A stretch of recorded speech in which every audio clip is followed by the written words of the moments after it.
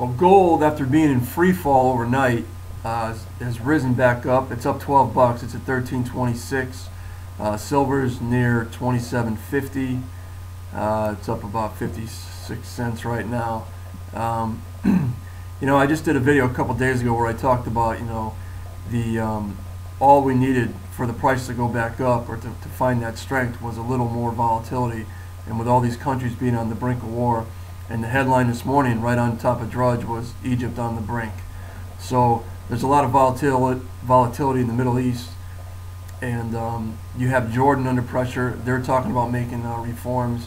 There were students there in Egypt who came right out and said, this is a revolution, and we're going to be back here every single day until we get what we want. They want less oppression, more freedom. The prices of food are going up. There's a lot of governments right now in that Middle East area that are looking around saying, or wondering, am I next? So right now there's a pretty volatile situation in the Middle East. We have everything is up today: gold, silver, all the commodities, zinc, lead, copper, nickel. Oil's up about $1.50. So I think there's a little bit of bargain hunting going on in the gold and silver market because it's been down so low for the past couple days that naturally the people are going to jump back in. But this volatility is also going to be driving it. And there was an article I was just checking out. It was on GoldSeek, and it talks about the Chinese silver demand and how in 2007 China really became a net importer of silver, whereas before that they were a net exporter. And there was no month in this last year of 2010 where China was a net exporter. Every single month they were a net importer of silver. And the spring and summer being the largest months where they were importing, but they rounded out December with 303,362 kilograms of silver imported. So China's appetite for silver is not really showing any sign of slowing down. And largely, it's the investment demand by the regular people, because the Chinese understand, and a lot of people in Asia understand, that hyperinflation and a debasement of currency can rob your savings. And the Chinese have a long-term view with their money. They put their money away and they save it. So I think smart Westerners will stop looking at the daily fluctuation in prices and say, unless you're looking at it and say, hey, this is getting down cheap, I'm going to buy some silver.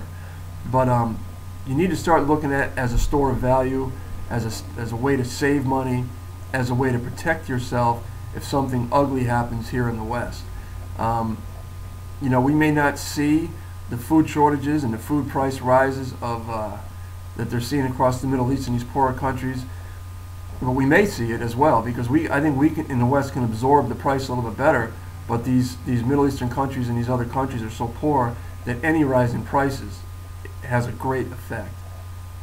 That, coupled with the fact that here in the West we have social programs and a lot of welfare and the like that gives out money for people to buy their food, even if they're unproductive citizens and they're just sitting around, or if they're really just down on their luck and need help. Either way, they get the money they need to get some food, and that keeps the populace a little bit sedated.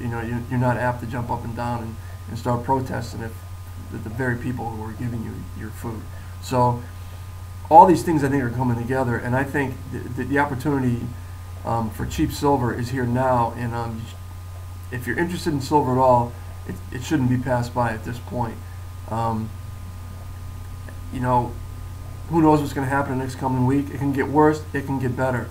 But either way, the demand going into China, the physical demand from even people here just in the USA or in other Western countries, there's a giant campaign on the internet, pushing silver. So as soon as the traders jump back in, the prices are going to shoot right back up. And I think the traders are jumping back in today.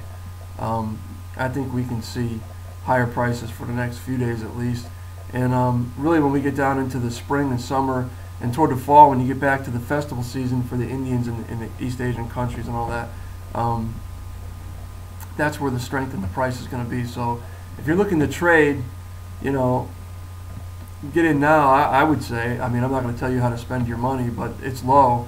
And when the price goes up eventually this summer and spring, summer, and fall, then you can make your trade. But for me, I look at silver as more of a long-term store of value.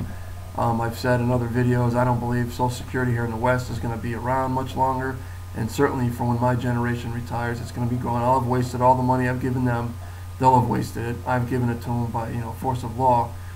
And so whatever little silver that I can put away each week, each month, I can stack away for my own retirement and my own later years in life, and I won't be a burden to my own children.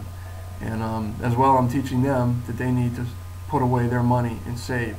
So I think we can learn a lot from that Eastern attitude of save your money for the harder times.